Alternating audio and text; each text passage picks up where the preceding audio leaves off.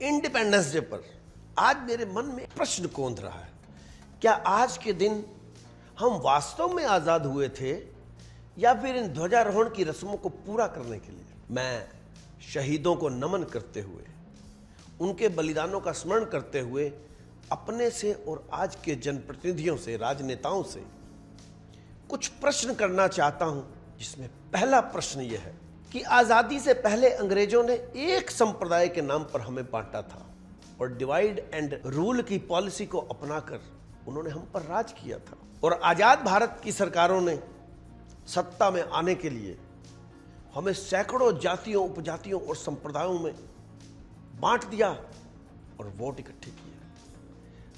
फिर आखिर क्या फर्क रहा गुलामी और आजादी के एटीट्यूड में? इंडिपेंडेंस डे पे मेरा दूसरा प्रश्न, ब्रिटिश सरकार में जब अंग्रेज लगान वसूलते थे अपनी मनमानी का, तो हम उसे तानाशाही कहते थे। आज आजाद भारत में क्या सरकार सर्वे और सर्वेक्षण के बाद टैक्स के स्ट्रक्चर और स्लैब लगाती है? किन्हीं दो चार लोगों को, पॉलिटिकल लोगों की समिति बनाकर वो टैक्स का स्ट्रक्चर तैयार कर देती है और पब्लिक पर थोप देती है। आज आप गाड़ी खरीदते हैं, रोड टैक्स देते हैं भारी भरकम, लेकिन उसके बाद टोल टैक्स, ये कब और कैसा?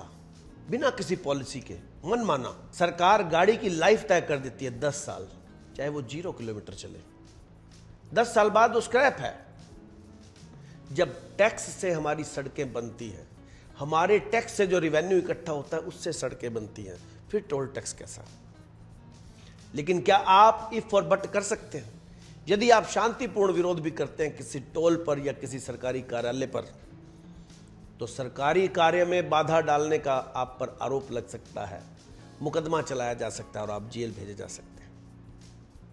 और अगर यदि आप न्याय पाने के लिए कोर्ट में जाते हैं तो आपको लगता है कि यार एक जन्म तो कम है जस्टिस के लिए। एक भी जनप्रतिनिधि ने इस टैक्स का अगर विरोध किया हो, क्योंकि वो टैक्स फ्री है, क्या अंग्रेजों के लगान वसूलने से मिलती जुलती ये टैक्स की पॉलिसीज नहीं?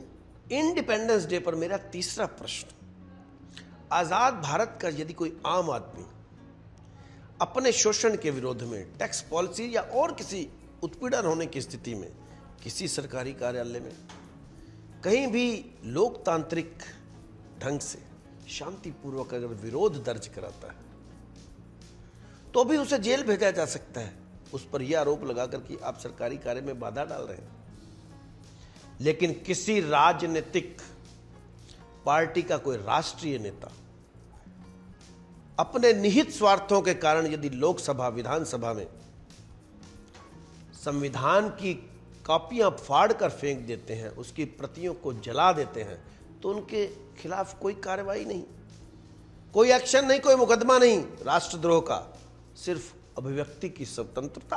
विपक्ष को विरोध करने का अधिकार है। क्या ये पक्षपात नहीं है?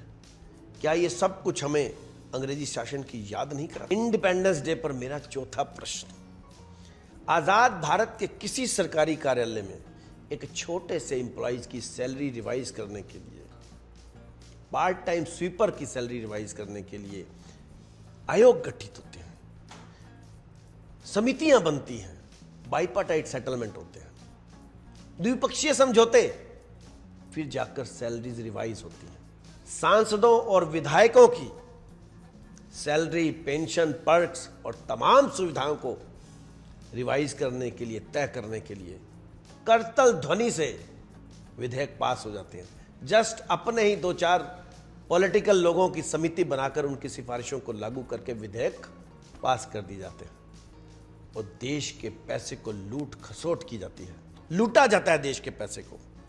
इंडिपेंडेंस डे पर मैं आज वर्ल्ड लीडर मोदी जी से और एक चरित्रवान लीडर योगी जी से इस बात का निवेदन करूंगा कि मेरे इन प्रश्नों को संज्ञान में लें।